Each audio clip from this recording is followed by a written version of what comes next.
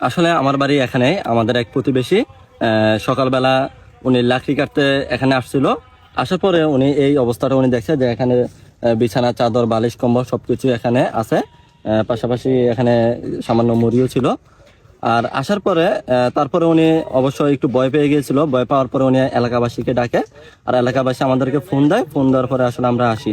আসার পরে এখানে আমরা যে অবস্থাটা অবশ্য আপনারা দেখছেন, এখানে আমরা আসলে কয়েকটা বিষয় আমাদের মনের ভিতরে আসতেছে, সন্দেহ হইতেছে। এখানে নিশ্চয়ই কোনো অনৈতিক কাজকর্ম হয়েছে, কিংবা কেউ জুয়া বা কয়েকজন মিলে একসাথে জুয়া খেললে হয়তো ওরা এরকম হইতে পারে, কিংবা এখানে মাদক কারবারি বা মাদক সেবন ইত্যাদি বিভিন্ন কার্যক্রম এখানে হওয়ার সম্ভাবনা আছে। আর পাশাপাশি আমাদের অঞ্চল এখানে যেহেতু একটা বিশাল একটা জঙ্গল, এখানে বিভিন্ন রকম অন্যায় কাজ, যেমন সন্ত্রাসী কিংবা চুরি, ছিনতাই সহ বিভিন্ন কাজের পরিকল্পনা হওয়ার সম্ভাবনা আছে বলে আমরা মনে করতেছি।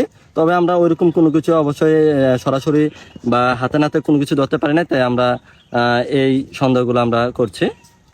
আমি তো লাকড়ি কাটতে কাটতে এখানে আসছি। এখানে আসে আমি বিছানা দেখে দৌড়ে আমি আবার নিচে চলে গেছি, যাইয়া মানুষজন ডাকছি। আচ্ছা, মানুষজন ডাকছি, আবার সবাই আসছে দেখছে। এই আমি আর কিছু। কখন এই ঘটনা? এই 10টা বাজবো। আমার বাসা পাশেই। আমি সকালবেলা বের হয়ে পাশের এক মহিলার মাধ্যমে জানতে পারলাম যে এখানে পশ্চিম মুসলিম পাড়া এক গহীন জঙ্গলের মাঝে আপনার একটা বিছানা করা, সেখানে বেড ছিল, বিছানা চাদর ছিল, তারপরে কম্বল ছিল, 2-3টা বালিশ ছিল। তো এই সকালবেলা একটা মহিলা এসে লাকড়ি নেওয়ার জন্য আসছিল পাহাড়ে। এসে দেখতে পেল যে এখানে এই বিছানা দেখে সে আতঙ্ক, ভয়ভীতি কাজ করছে। আসলে পাহাড়ের মানুষ, সাধারণ মানুষ, এলাকার খেটে খাওয়া মানুষ দেখে ভয় পেয়ে গেছে। এখানে আমরা ধারণা করছি এটা হতে পারে এখানে কোনো অনৈতিক কোনো কাজ হয়েছে, বা এমনও হতে পারে এখন যে তরুণ প্রজন্মের কাছে যে মাদক, যেভাবে মাদকে তাদেরকে গ্রাস করে ফেলতেছে, হয়তো এখানে কোনো মাদক সেবী এখানে এসে মাদক সেবন করেছে, এমনটাও হতে পারে।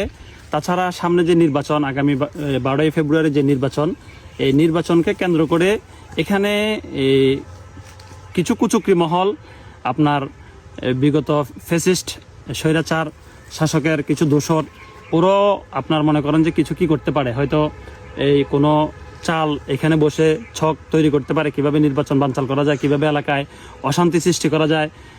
সব কিছু মিলিয়ে আমি ধারণা করছি এমন কিছু হবে। আমার বাড়ি যেহেতু 100 পাড়া, এটি 100 পাড়ার পাশেই পড়েছে মুসলিম পাড়ায়। তো এই বিষয়টি শোনার সাথে সাথে আমি মাসুম আমাকে যখন অবহিত করে, আমি আর মাসুম আসি।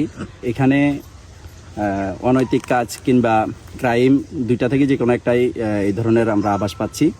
তো আমরা প্রশাসনের দৃষ্টি আকর্ষণ করব, এই ধরনের কাজ যেন কোনো এলাকায় না হতে পারে, এবং এই যে কাজটি হয়েছে এটি সুষ্ঠু তদন্তের মাধ্যমে কি অনৈতিক কাজ নাকি কোনো ক্রাইম করতেছে।